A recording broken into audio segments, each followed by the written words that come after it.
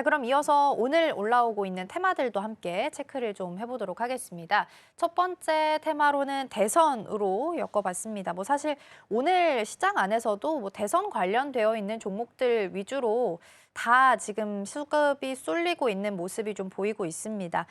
잠시 후에 어떤 정책들 혹은 인물주 관련해서 전략을 좀 세우면 좋을지 점검해 보도록 하겠고요. 두 번째 먼저 열어보겠습니다. 두 번째는 원전입니다. 원전은 일단 원자력 특별법이 국민의힘 중심으로 마련이 좀 되고 있는 것으로 보이고요. 더불어서 더불어민주당 쪽에서도 윤 정부에서 있었던 친원정 정책을 계승해서 가는 분위기가 좀 나타나고 있습니다. 그동안 크게 족쇄로 작용했던 웨스팅하우스와의 문제도 어느 정도 해결을 좀 하고 있는 상황이라서 원전 쪽도 전반적으로 긍정적인 흐름, 시각들 나오고 있는 상황입니다. 마지막 열어보겠습니다. 마지막은 온실가스입니다. 이것도 마찬가지로 해서 대선으로 좀 크게 보면 대선으로 좀 엮일 수 있을 것 같은데요. 이재명 예비 후보가 페이스북에 글을 올렸는데 2040년까지 석탄 발전을 폐쇄하고 미세먼지를 획기적으로 줄이겠다라고 이야기를 하게 되면서 관련 종목들이 오늘 강세 보이고 있고 가장 대표적인 종목으로는 그린케미칼이 아까 전에 제가 상한가로 확인을 좀 했었는데요. 지금 보니까 그린케미칼 여전히 상한가에 좀 묶여 있는 것으로 보입니다. 에코바이오도 상한가 같이 묶여 있네요.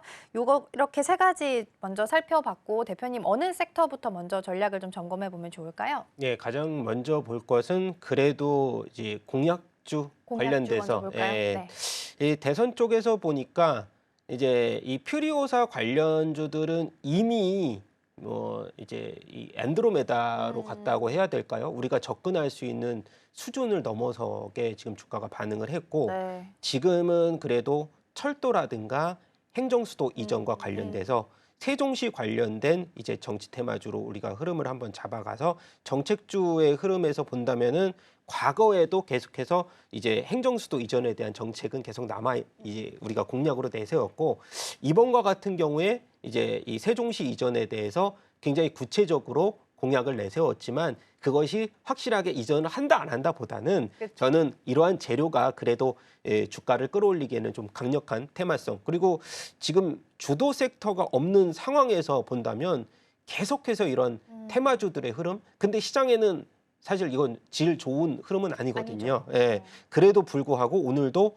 성신양해 같은 경우는 또 상한가, 성적 우선주는 상한가를 기록을 네네, 했고 맞아요. 지금 우선주 말고 본주가 한 22% 반등인데 세동시에 이 성신양해가 땅을 보유하고 있잖아요. 그런 이슈라든가 그리고 계룡건설이 사실 가장 탑픽으로 여겨지는데 네. 계룡건설하면 제가 이제 대전을 많이 가기 때문에 계룡건설에서 리슈빌이라는 아파트가 굉장히 유명하거든요.